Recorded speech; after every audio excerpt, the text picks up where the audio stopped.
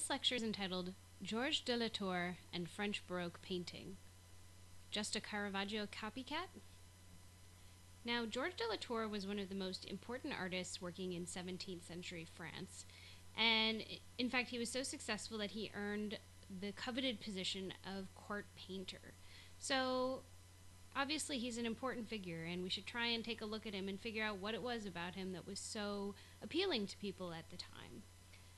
Now, earlier in his career, he created genre scenes, a lot like this image here, which is by Georges de la Tour. And later in his career, he focused more on religious scenes, and you see two examples of those over here and here. And we'll obviously take a closer look at these paintings, but just want to write down the titles of these for you really quickly. This image right here is The Fortune Teller. Fortune Teller. And it dates to the 1630s. This image on the far left is known as Joseph the Carpenter. Joseph the Carpenter. Dates to around 1640. And the image on the bottom is known as the Adoration. Adoration. And it dates to the 1640s. Now, I want to take a look at de la Tour in the context of some of the others working at the time to get a sense of what it is about de la Tour that's unique, and what are his contributions, and what did he borrow from other artists. So let's take a quick look. Okay, well, right off the bat, maybe another really famous artist comes to mind. And if so, I hope that artist's name is Caravaggio. And this over here on the left is a work of Caravaggio. It's known as the Card Sharps, and it's one of his earlier paintings.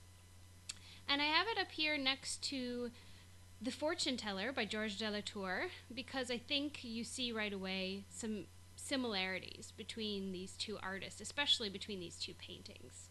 Now, these are both genre scenes, and they show kind of some shady stuff going on, and you kind of have to look at the details of the painting to see that right off the bat. But just to bring your attention to him, in Caravaggio's painting, there's a fellow over here kind of peeking over this card player's shoulder and sneaking a look at his cards.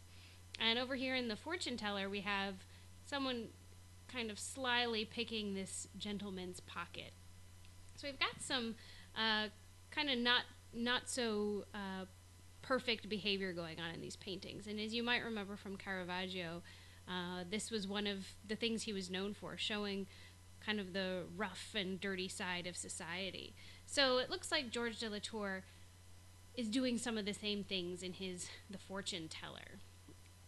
Even beyond that, if you just look at the paintings, they're very similar in the way they're set up. I mean, notice even the back walls of both of these paintings. Similar colors. Even the way the light hits the wall is the same, with the light and shadow falling in similar places.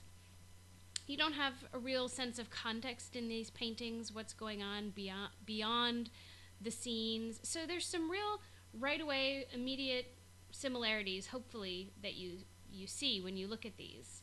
But it's really in Georges de la Tour's religious paintings that we see more clearly not only the similarities, but also some of the differences from Caravaggio. So let's take a look at that.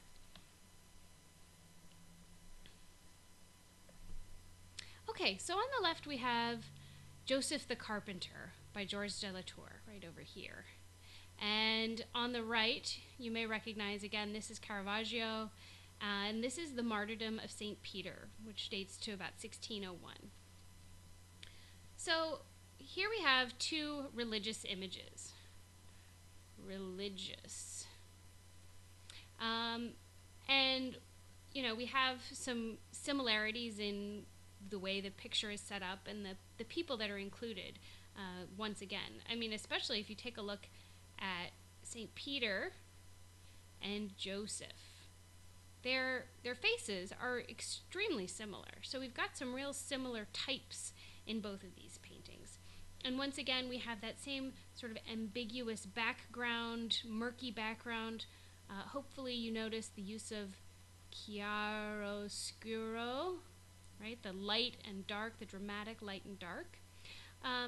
But what's something you should keep in mind is what's distinct about de la Tour is this use of the candle.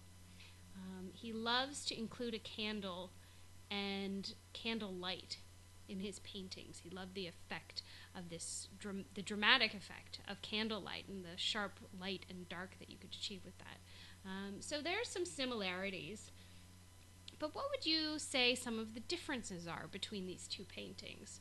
Well, they're both obviously religious, but Caravaggio and de la Tour chose to depict very different religious scenes, right? With the de la Tour, unless you were told right away that this was a religious scene, you might not know that this is a religious scene, right? I mean, it's just an older man and a young child, and the old man is doing some carpentry, and that fits with the biblical story, but that could almost really be anyone. That could be any normal family.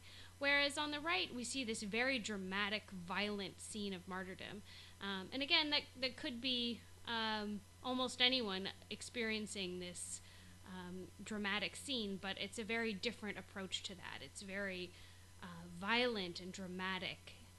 Whereas de la Tour, there's more of a thoughtful, meditative feeling, and certainly a great deal more intimacy. Which is another hallmark of George de la Tour, along with the use of candlelight. And this stillness and the somber mood is even more noticeable if we compare George de la Tour's work to yet another Baroque artist who was also influenced by Caravaggio. And that artist is Rubens. So here on the right we see Rubens, and hopefully this is familiar to you. This is his Raising of the Cross from 1610. And up here on the left we have George de la Tour's Adoration. Now, this is a pretty extreme example because Rubens is, in a way, the anti-George de la Tour, because he, as you might recall, was very interested in movement and boldness, whereas, again, I mentioned before, de la Tour is more interested in stillness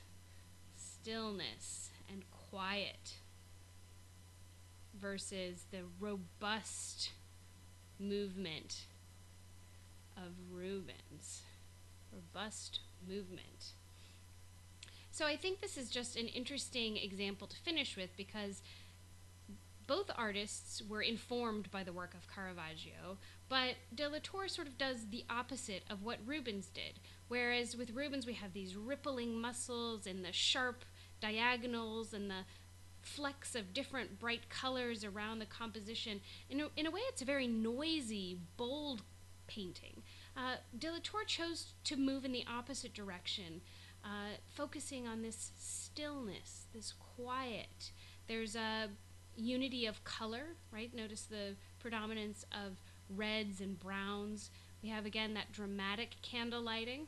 Remember, that's a feature of George de la Tour. And again, the stillness and quiet. And he really pared down the drama as a way of drawing our attention in and creating paintings that were perhaps even more infused with a stillness and, again, that intimacy that really draws us in. And it's sort of like if you enter a room and everyone's really quiet and focused on one thing, that catches your attention and you know right away something important is going on. And George de la Tour was the master of this.